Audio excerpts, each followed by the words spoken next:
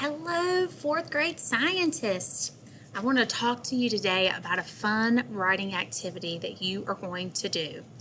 It will be starring You, the Dying Plant. Now, you may have noticed with Monday's science assignment, you looked at this plant that was all wilted and dead, and there were reasons that it was wilted and dead. You probably have learned all about that this week. And probably about how plants make their own food. I believe it was a P word. Photo something. If you don't know what I'm talking about, make sure you go back and watch those videos and look over your notes because those are very important. So back to what you're going to be doing starting today. So you get to write a letter to your owner, okay? And you are not going to write it as if it's you, the child. You're writing it as if it is you, the dying plant. And you want to live. You want to fight for your life. You want those plant owners to do what they need to do to make sure that you can make that P word for your own food. So when you do your writing, you've probably seen this paper. Get it in there. There we go. The photosynthesis raft. So the role is the dying plant. That's you, okay? The audience is your plant owner.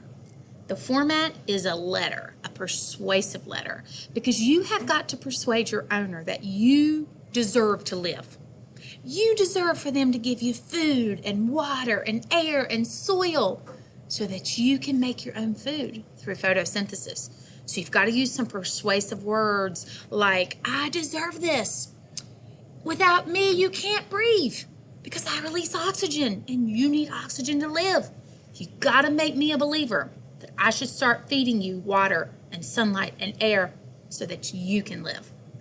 The topic is explain to your owner why it is very important to keep you alive and what steps they could take that would help you to make your own food.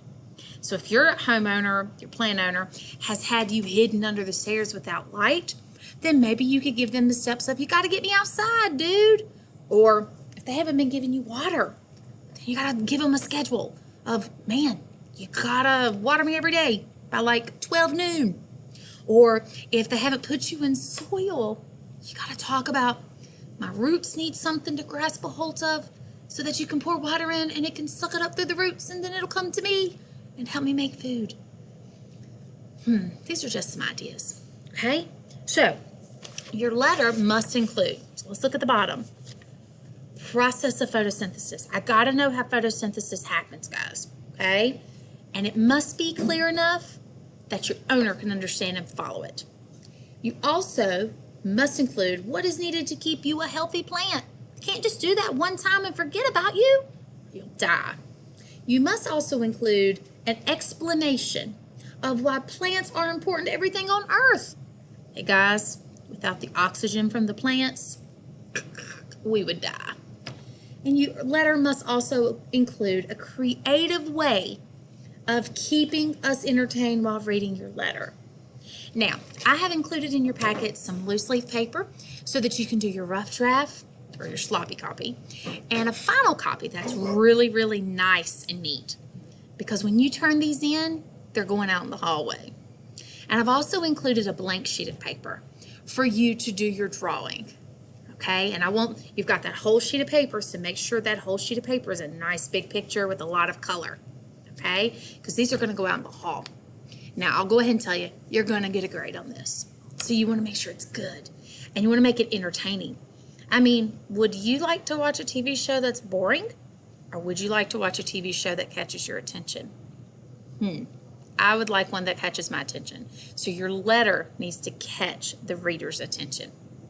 All right, that's all I have for now. But if you have any questions about this, please, please, please let me know so that I can help you out. All right, I'll talk to you later. Bye for now.